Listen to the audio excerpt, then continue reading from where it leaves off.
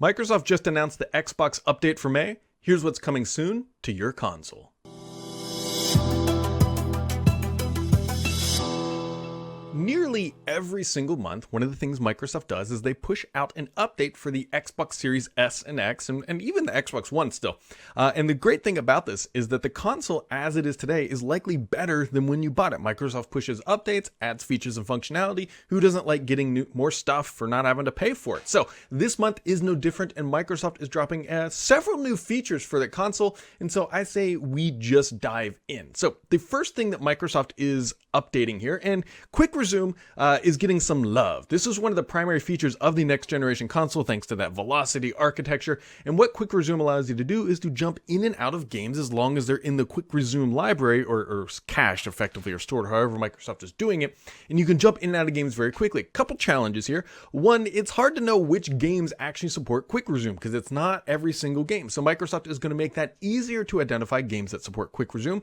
And it's also going to make it easier to identify games that are actively stored in your Quick Resume setup. So that is just making Quick Resume a little bit more functional. And we might even be able to start calling it, I guess, Quicker Resume, because with this update, Microsoft is making Quick Resume just a little bit faster. Now, it might be hard to notice because it's already honestly pretty quick, but hey, who doesn't like faster load times with, we'll call it Quicker Resume. So another big feature that is coming, especially going to appease the audio files, is Microsoft is enabling pass-through audio. Now, this is a big deal. If you have a high-end entertainment system, you will now be able to pass through the audio uncompressed, I believe, or at least natively to your receiver or amplifier or whatever you're calling it, and allow you to get just a little bit better and a little bit crispier audio. So be on the lookout for audio pass-through. That has been honestly a pretty big requirement or request, I should say.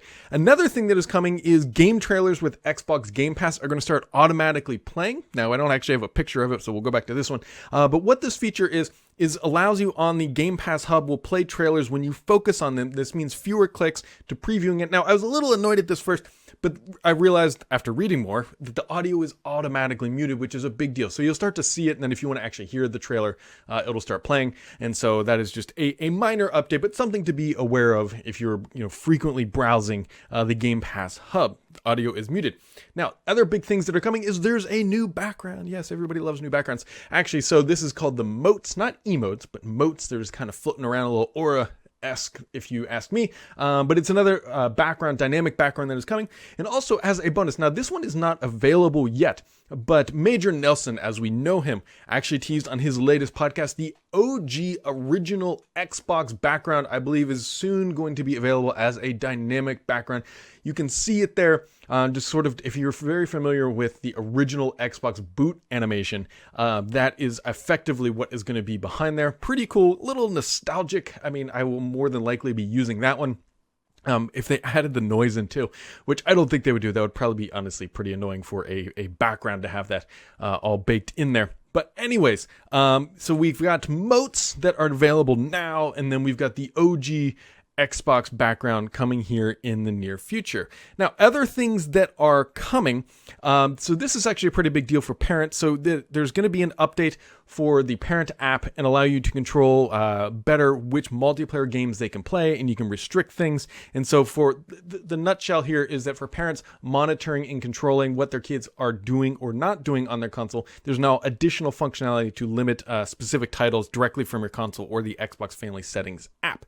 Now, other things that we do not have pictures of, there are improvements to the Android and iOS application, meaning that you can now get a push notification for if you have a specific friend coming online and you want to join them and play with them and be cool together online. Just kidding. That's push notifications are coming to the app, which will make things a little bit better. Also, they're updating the achievements page to add game stats, including time played, which I'm not sure I want to know about because I invest a lot of time into Call of Duty Warzone, and knowing actually how much time I've played might be whatever.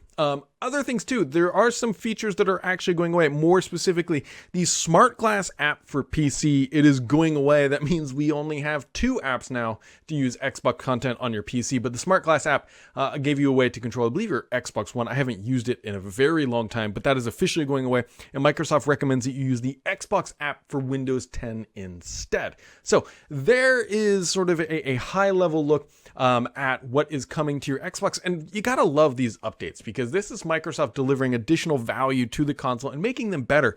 And so one of the things that you should take away from this is that, hey, Microsoft actually does listen to user feedback. That is where things like the audio pass-through actually come from. So if you have feedback from Microsoft, make sure you do it in a cordial way and through the right channels, because that will actually get to Microsoft and maybe they will bring it to the next update. Although realistically, if they're going to start on a new feature based on a request, it's going to take some months to actually roll out. But know that the requests do not fall on deaf ears, if you will. So there you go, guys. That is what is coming to your console in the month of May. If you want to know what's coming in the months ahead, make sure to keep it subscribed here, because the only BS on this channel is me.